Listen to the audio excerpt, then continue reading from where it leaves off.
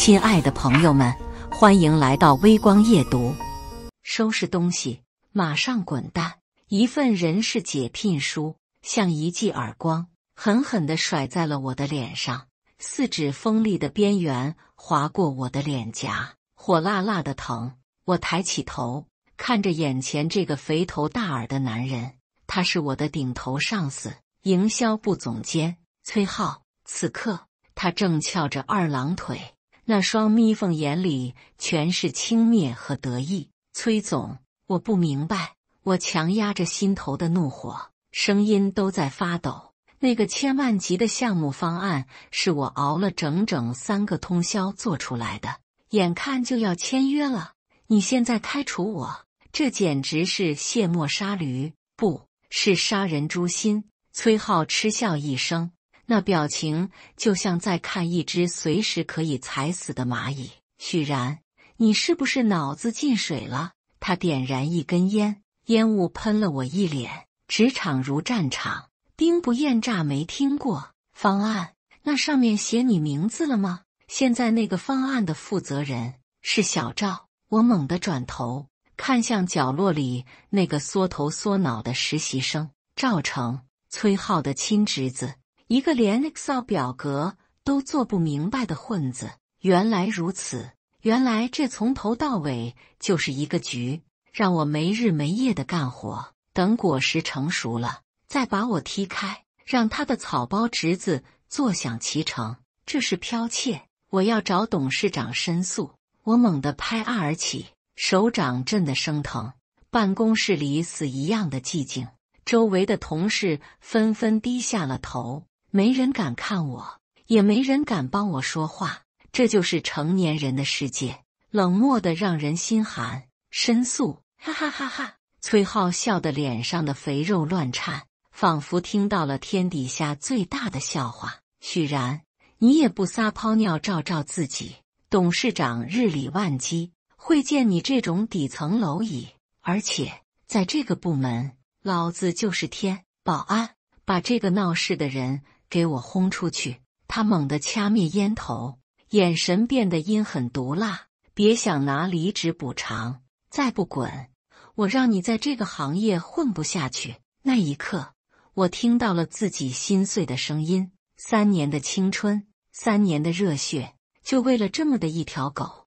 我死死地盯着崔浩，把他的醜惡嘴臉刻進骨子裡。崔浩，你記住今天的話，舉頭三尺有神明，做人太絕是要遭報應的。崔浩不耐煩地揮揮手，像趕蒼蠅一樣，滾滾滾，別在這跟我扯什麼封建迷信，老子只信權，只信錢。我深吸一口氣，轉身走向自己的工位，身後傳來了崔浩和趙成肆無忌憚的嘲笑聲。我沒有哭，因為我知道眼淚是弱者最無用的液體，但我發誓，這筆賬我遲早要連本帶利的討回來。收拾東西的時候，我的手一直在抖，不是因為害怕，是因為憤怒。那個裝着我全部家當的紙箱沉得像一座山，我抱着紙箱，在同事們同情又躲閃的目光中，一步步走向電梯，每一步都像踩在刀尖上。電梯門緩緩合上，隔絕了那個令我作嘔的空間。看着鏡面反射出那個狼狽的自己，我突然很想笑。許然啊許然，你真是個傻缺，以為只要努力就能出人頭地，以為只要真誠就能換來回報，結果呢，被現實狠狠地上了一課。這就是命嗎？我不信。叮的一聲，電梯到了1樓大堂，門一開，一股冷風夾雜着濕氣撲面而來。外面下雨了，深秋的雨，冷得刺骨。老天爺都像是在看我的笑話，在這個最倒霉的日子，給我澆一盆透心涼。我抱着紙箱，孤零零地站在大堂門口，看着外面灰蒙蒙的天空，心裡一片茫然。房租下周到期，卡裡的餘額連在這個城市生存1個月都夠嗆。那個被搶走的項目本該是我翻身的籌碼，是我給生病住院的母親籌集手術費的希望。現在全完了。就在這時，一陣嘈雜的腳步聲打破了我的沉思。一群西裝革履的人從大門外簇擁着走了進來，氣場強大，派頭十足。為首的老者正是我們集團的董事長顧老爺子。他雖然年過60，但精神矍鑠，此刻正滿臉堆笑地陪在一個中年男人身邊。那個中年男人一身高定手工西裝，氣宇軒昂，舉手投足間都透着一股上位者的威嚴。這人是誰？能讓平時不苟言笑的顧董事長如此卑躬屈膝？我不想惹事，只想趕緊離開這個傷心地。於是我抱着箱子，低着頭，準備從側門悄悄溜走。沈總，您這邊請。這次的合作我們非常有誠意。顧董事長的聲音傳來，帶着幾分討好。只要您點頭，我們公司的資源隨您調配。那個被稱為沈總的男人微微點頭，神色淡漠。顧董客氣了，具體的還要看你們那个方案做得如何。就在我快要走出旋轉門的時候，身後突然傳來一陣急促的腳步聲，緊接着是崔浩那個令人厭惡的聲音：“董事長，沈總，等等我。”我下意識地停住腳步，回頭看了一眼，只見崔浩帶着趙成氣喘吁吁地跑了過來，臉上掛着比菊花還燦爛的笑容。“沈總您好，我是營銷部的崔浩，這是這次項目的負責人趙成，我們已經把方案準備好了，就在會議室等着您呢。”崔浩一邊說着，一邊把趙成往前推。趙成抱着文件，緊張的腿都在抖，結結巴巴地打招呼：“沈總好。”我看着這一幕，心裡冷笑，拿着我的心血去邀功，你們也不怕遭雷劈？我不想再看這場惡心的表演。轉身推門，就在玻璃門轉動的那一瞬間，那個一直面無表情的沈總目光無意間掃過了這邊，他的視線穿過層層人群，穿過玻璃門的縫隙，落在了我的臉上。下一秒，他整個人猛地一震，原本淡漠的眼神瞬間爆發出難以置信的光芒。他停下了腳步，整個大廳的氣氛瞬間凝固。顧董事長愣住了，崔浩愣住了，所有人都愣住了。沈總死死地盯着我，那眼神熾熱的讓我有些發毛。他突然推開擋在面前的崔浩，大步流星地朝我衝了過來。“沈總，您去哪？”顧董事長一臉蒙圈地跟在後面，崔浩更是嚇得臉色慘白，以為自己哪裡得罪了貴客。“那個誰，抱着箱子那個，給我站住！”崔浩見沈總衝着我來，立刻換了一副兇神惡煞的嘴臉，指着我就罵：“許然，你這個喪門星，都被開除了，還在這礙眼，是不是想驚擾貴客？保安死哪去了？”他一邊喊，一邊衝上來，想要拽我：“趕緊滾，別髒了沈總的眼睛！”我被他推得一個踉蹌，懷裡的紙箱掉在地上，裡面的東西散落一地，水杯摔碎了，筆記本散開了，那張我和母親的合影也被踩了一腳。我心頭的怒火再也壓不住了，握緊拳頭正要爆發，然而就在這時，一隻有力的大手狠狠地推開了崔浩，力道之大，直接把那個200斤的胖子推了個屁股墩兒。“哎呦！”崔浩慘叫一聲，摔了個狗吃屎，全場死寂。所有人都瞪大了眼睛，看着那個高高在上的沈總，此刻正顫抖着雙手站在我面前。他無視了周圍所有人的目光，甚至無視了地上的狼藉，那雙銳利的眼睛裡竟然泛起了淚光。他死死地抓住了我的胳膊，聲音因為激動而變得沙啞，甚至帶着一絲顫音：“是你，真的是你！”我整個人都懵了，大腦一片空白，像是宕機了一樣。我發誓，我從來沒見過這個大人物。我的社交圈子僅限於公司和醫院，怎麼可能認識這種級別的商業大佬？難道是認錯人了？那個先生，您是不是認錯人了？我尷尬地抽了抽手，但他抓得死緊，像是抓着一根救命稻草。地上的崔浩還在哎呦哎呦地叫喚，趙成嚇得縮在一邊像只鵪鶉。顧董事長此時也反應過來了，連忙跑過來，一臉驚恐：“沈總，這是怎麼回事？這小子是我們公司剛開除的員工，手腳不乾淨，品行不端正，是不是他以前得罪過您？如果是這樣，您儘管開口，我馬上讓人把他送去派出所。”顧董事長這番話說的那是大義凜然，為了討好大客戶，他不介意把我這個小蝦米踩進泥裡，這就是資本家的嘴臉啊！聽到這話，原本還在地上裝死的崔浩立刻來了精神，他忍着痛爬起來，指着我的鼻子就開始潑髒水。对，沈總，這小子就是個禍害，工作能力差就算了，還偷公司的機密。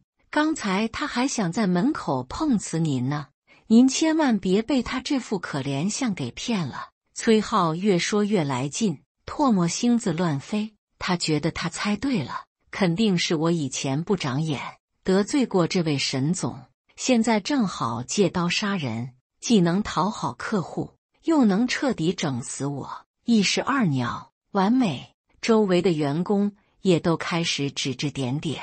我就說許然平時看着老實，原來是個慣犯啊，連沈總都敢得罪，這下他死定了，真丟人。還好已經開除了。那些竊竊私語像蒼蠅一樣往我耳朵裡鑽，我百口莫辯，只覺得渾身發冷。這個世界真的就沒有一點公道了嗎？就在所有人都以為我要完蛋的時候，那個一直抓着我的沈總緩緩轉過頭，他的眼神從剛才的激動瞬間變成了極度的冰冷，那是一種看死人的眼神。他冷冷地掃過顧董事長，最後定格在崔浩那張油膩的臉上。你說他手腳不乾淨，你說他人品不行。聲音不大，卻帶着一股不怒自威的氣場。崔浩被看得心裡發毛，但還是硬着頭皮點頭。是啊，沈總，這是我們人事部剛核實的。放屁！一聲暴喝如同驚雷一般在空曠的大堂裡炸響。沈總猛地鬆開我，反手就是一個耳光，狠狠地抽在了崔浩的臉上。啪！這一聲脆響，比剛才的雷聲還要響亮。崔浩被打懵了，顧董事長被嚇傻了，我也驚呆了。這是什麼情況？沈總指着崔浩的鼻子，氣得渾身發抖。如果連他的人品都有問題，那這個世界上就沒有好人了。他轉過身，再次看向我。這一次，他做了一個讓所有人都差點跪下的動作。這位身價100億、叱咤商界的沈總，竟然當着所有人的面，對着我深深地鞠了一躬，90度，標準的90度鞠躬。人，終於找到你了。那天如果不是你，我老婆和肚子裡的孩子恐怕早就沒命了。轟！這句話就像一顆原子彈，瞬間把現場所有人的腦子都炸成了漿糊。恩人，救命恩人！崔浩捂着紅腫的臉，眼珠子都快瞪出來了。顧董事長的下巴都要掉到地上了。而我在極度的震驚之後，一段塵封的記憶突然湧上心頭。那是3個月前的一個雨夜，我也是加班到深夜，路過一條偏僻的小巷時，看到一輛豪車撞在路邊的護欄上，車頭冒煙，隨時可能爆炸。駕駛座上的男人已經昏迷，後座上有一個孕婦正在痛苦地呻吟，羊水已經破了。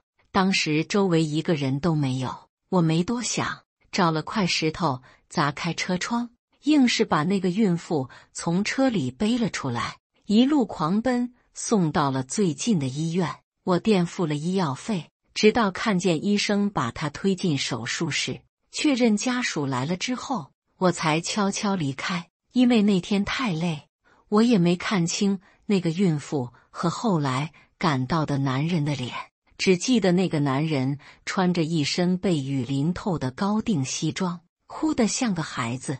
難道？我不可思議地看着眼前的沈總。您是那天那個車禍的？沈總直起身子，眼眶通紅，緊緊地握住我的手。對，就是我。那天雨太大，醫院監控又壞了，我只找到了你當時留下的一件沾血的外套。我找了你整整3個月啊，沒想到竟然在這裡遇見了你。說到這裡，沈總突然轉過頭，眼神如刀一般射向顧董事長。顧董，這就是你們公司對待員工的方式，把我的救命恩人說成是手腳不乾淨的小偷，還要把他趕盡殺絕。空氣仿佛被抽乾了，顧董事長的臉瞬間變得比紙還白，冷汗順着他的額頭噼里啪啦地往下掉。他怎麼也沒想到劇情會發生如此狗血的反轉。剛才他還信誓旦旦要把我送去派出所，現在恨不得抽自己2個大嘴巴子。沈總，這是個誤會，天大的誤會啊！顧董事長結結巴巴地解釋，腿都在打哆嗦。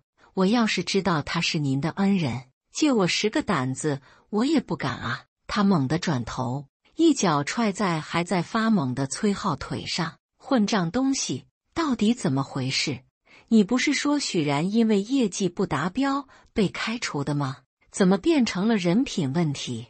這一腳踹得極重，崔浩直接跪在了地上。但他現在顧不上疼了，恐懼像毒蛇一樣纏繞着他的心臟。他知道自己這次踢到鐵板了，而且是那種帶高壓電的鐵板。董事長，我也是聽下面人匯報的。崔浩還在試圖甩鍋，眼神慌亂地看向趙成。趙成早就嚇尿了，哆哆嗦嗦地往後退。表叔，是你讓我閉嘴！崔浩惡狠狠地瞪了侄子一眼，轉頭對着沈總磕頭如搗蒜。沈總，我有眼不識泰山，我有眼無珠，但我開除他也是為了公司好啊。他的方案確實不行，到現在還在嘴硬。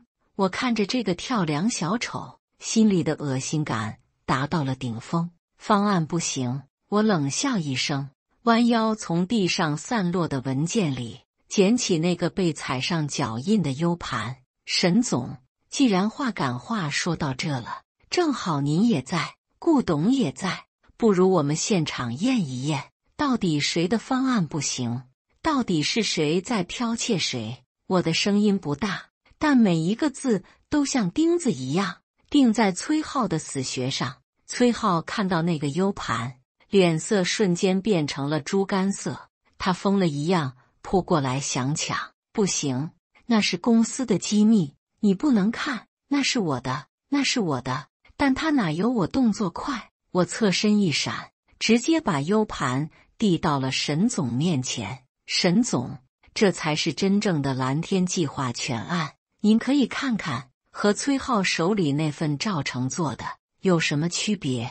沈總接過 U 盤，眼神玩味地看了一眼趴在地上的崔浩。好啊，既然是恩人的作品，那我必須得好好拜讀一下。顧董，不介意借個會議室吧？顧董事長此時哪敢說個不字，他擦着冷汗，連連點頭。當然，去頂樓的大會議室，把所有高管都叫来。今天這件事必須查個水落石出。一行人浩浩蕩蕩地進了電梯，我和沈總並肩而行，顧董事長跟在後面像個小弟。至於崔浩和趙成，被保安架着，像2條死狗一樣拖進了電梯。電梯門關上的那一刻，我看到了崔浩絕望的眼神，但我心裡沒有一絲憐憫，因為我知道，好戲才剛剛開始。這不僅是為了我的一口氣，更是為了讓這個世界知道，善良不是軟弱，沉默不是無能。當你把老實人逼到絕路的時候，你就要做好被反噬的準備。會議室裡燈火通明，巨大的投影幕布緩緩降下，所有高管正襟危坐，大氣都不敢出。沈總親自將我的 U 盤插進了電腦，屏幕亮起，那份我熬了3個通宵，修改了無數次的心血，展現在所有人面前。然而，當 PPT 翻到最關鍵的核心數據頁時，屏幕上突然跳出了一個紅色的彈窗，上面只有一行加粗的大字。看到這行字，原本還在垂死掙扎的崔浩徹底癱軟在了椅子上，而全場所有人都倒吸了一口涼氣。那行字是：本方案僅供崔浩總監剽竊專用。原作者許然。死一般的寂靜，足足過了5秒鐘，會議室裡才爆發出壓抑的驚呼聲。所有人的目光都像聚光燈一樣，齊刷刷地打在崔浩身上。那行紅字就像是一把燒紅的烙鐵，狠狠地燙在崔浩的腦門上。這是什麼？顧董事長指着屏幕，手抖得像帕金森。他轉頭看向崔浩，眼裡的怒火幾乎要噴出來。這就是你說的許然能力不行？這就是你說的趙成做的方案？你把全公司的高管當傻子耍嗎？原來我在做最後一次修改的時候，早就留了個心眼。這幾年崔浩搶功勞不是1次2次了，我特意在底層代碼裡加了一個觸發機制，只要文件被非授權的電腦打開，或者被人修改了作者屬性，到了特定的頁面，就會自動彈出這個水印。這叫防小人，也叫留一手。沒想到今天真的派上了用場，而且是在這麼大的場合。崔浩此刻面如死灰，汗水把他的襯衫都浸透了，他嘴唇哆嗦着，試圖做最後的狡辯。這是病毒，是許然植入的病毒。他是為了陷害我，顧董，你要相信我啊！趙成，你說話啊！這方案是不是你做的？被點名的趙成早就嚇哭了。這個平日裡仗勢欺人的關係戶，心理素質差得一塌糊塗。見所有大佬都盯着他，他心理防線瞬間崩潰，哇的一聲哭了出來。不關我的事啊，是表叔，是崔總逼我的。他說許然那個窮鬼好欺負，把他的方案拿過來改個名字就是我的業績。他還說只要把許然趕走，以後部門裡的功勞全是我們的。我什麼都不會做啊，我連 PPT 怎麼排版都不知道。趙成的這番自爆徹底封死了崔浩所有的退路，這就是所謂的豬隊友吧。崔浩絕望地閉上了眼睛，像一灘爛泥一樣滑到了桌子底下。完了，全完了。此時沈總冷冷地開口了，他把玩着手裡的鋼筆，眼神卻像刀子一樣鋒利。精彩，真是精彩。顧董，這就是你們公司的企業文化，上司剽竊下屬還要趕盡殺絕。如果不是今天我恰好碰見，我的恩人是不是就要背着污名，在這個行業销聲匿跡了？而我是不是就要和一個小偷、一個騙子合作？沈總猛地將鋼筆拍在桌子上，啪！這一下把顧董事長嚇得差點跪下。沈總，您息怒，這是家門不幸，出了這種敗類，我現在就處理，馬上處理。顧董事長轉過身，對着保安怒吼：“把這2個吃裡扒外的東西給我拖出去！”崔浩、趙成，你們被開除了，公司會追究你們的法律責任。剛才的剽竊證據確凿，你們就等着收律師函吧。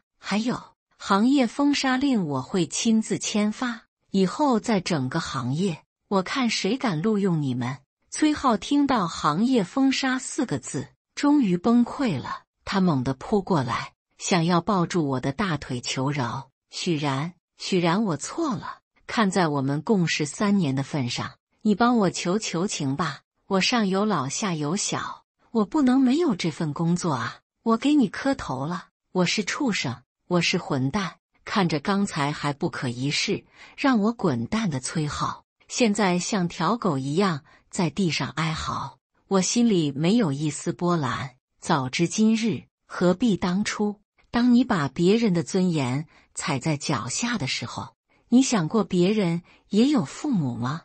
你想過別人也需要生存嗎？我往後退了一步，避開了他的髒手，居高臨下地看着他，冷冷地說出了他剛才送給我的那句話：崔總，這是你剛才教我的，職場如戰場，成年人要為自己的行為買單。保安，拖走。崔浩和趙成在一片鬼哭狼嚎中被拖了出去。會議室終於清靜了，空氣中似乎都彌漫着一股大仇得報的快意。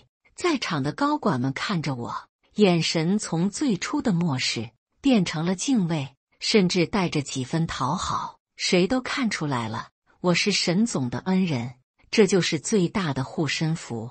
顧董事長擦了擦額頭的冷汗，滿臉堆笑地湊到我面前，那變臉的速度簡直比川劇還快。哎呀，許然啊，讓你受委屈了，是我識人不明，讓這種害群之馬混進了管理層。你放心，公司一定會補償你的。那個崔浩的位置空出來了，我覺得你就很合適嘛，營銷部總監，以後就由你來擔任，薪資翻倍，你看怎麼樣？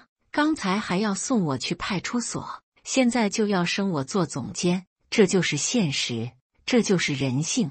我看着顧董事長那張虛偽的笑臉，心裡只有冷笑。如果今天沒有沈總，我的下場會是什麼？這種沒有原則、唯利是圖的公司，真的值得我繼續待下去嗎？還沒等我說話，沈總先開口了。他站起身，走到我身邊，拍了拍我的肩膀，那種力量讓人感到無比的安心。顧董，這種亡羊補牢是不是晚了點？沈總似笑非笑地看着顧董事長，許然這種人才在你們這裡受了這麼大的委屈，你覺得他還願意留下來嗎？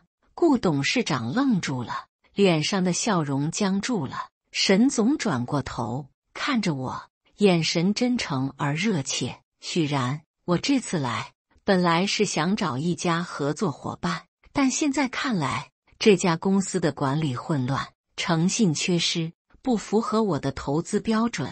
聽到這話，顧董事長的臉瞬間變成了豬肝色。這可是100億級的合作啊，就這麼飛了？但他不敢反駁，只能絕望地站在那裡。沈總繼續說道：但是這個項目我很看好，準確地說，我是看好你做的那個方案。許然，我正式邀請你來我的集團，做這個項目的全权負責人，年薪200萬，外加項目分紅，你願意嗎？後，會議室再次炸鍋了，所有人都用羨慕嫉妒恨的眼光看着我。年薪200萬，這可是打工人的天花板啊！而且是去沈氏集團，那是多少人擠破頭都進不去的地方。顧董事長更是面如死灰，像吃了死蒼蠅一樣難受。他不僅失去了一個大客戶，還失去了一個被他親手推出去的人才。我看着沈總伸出的手，看着他眼裡的期待和信任，我知道這是我人生的轉折點，這也是善良給我的饋贈。我深吸一口氣，握住了那只手。沈總，謝謝您的賞識，我願意。離開公司大樓的時候，雨已經停了，空氣格外的清新。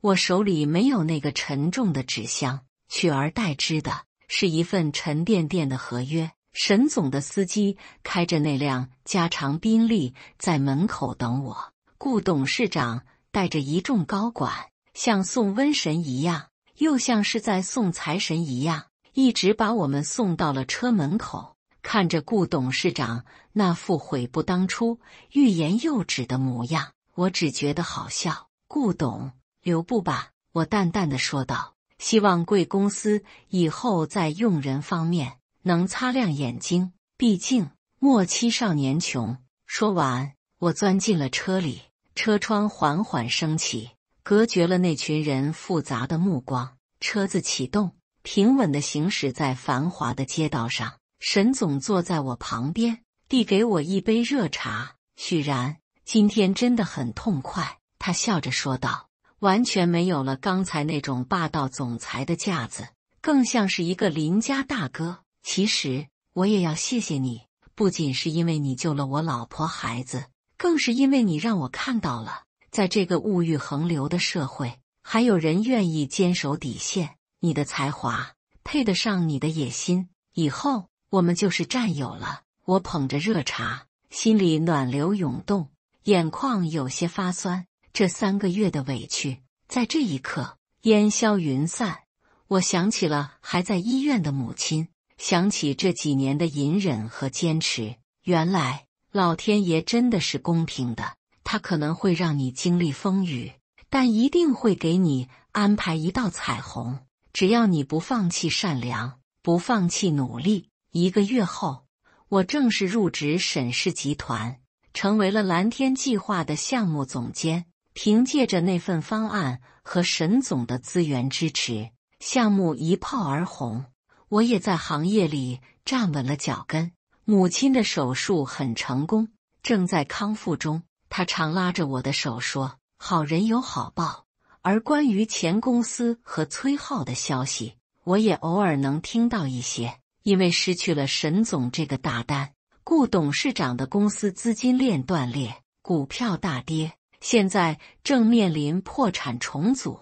至於崔浩，聽說因為在這個圈子臭了名聲，沒人敢用他，再加上背上了巨額的房貸車貸，老婆跟他離了婚。前2天，有個老同事發了張照片給我，照片裡崔浩穿着黃色的外賣服，在暴雨中騎着電瓶車送外賣，一臉的滄桑和落魄。看到那張照片，我沒有嘲笑，也沒有幸災樂禍，只是平靜地刪掉了。路都是自己走的，每個人都要為自己的選擇付出代價。那天晚上，我站在新辦公室的落地窗前，俯瞰着這座城市的萬家燈火。沈總走過來，和我並肩而立。在想什麼？我笑了笑，看着窗外。我在想，如果那天晚上我沒有停車救人，如果我面對崔浩的打壓選擇了妥協，或許我現在依然在那個狹小的工位上，暗無天日。沈總拍了拍我的肩膀，但你做了正確的選擇，許然。記住，善良雖然不能當飯吃，但它能讓你在任何時候都吃得下飯，睡得着覺。而且運氣這種東西，往往就是人品的累積。我重重地點了點頭。是的，這世上哪有什麼從天而降的運氣，不過都是在你看不到的地方，善良埋下的伏筆。哪怕身處低谷，也要眼中有光，因為你永遠不知道下一秒命運會給你怎樣的驚喜。感謝大家的觀看。本期故事精彩嗎？歡迎大家在下方評論區吐槽。如果你喜歡這類故事，記得點擊訂閱微光夜讀，並分享給更多的人，這會對我幫助很大。再次感謝大家的觀看。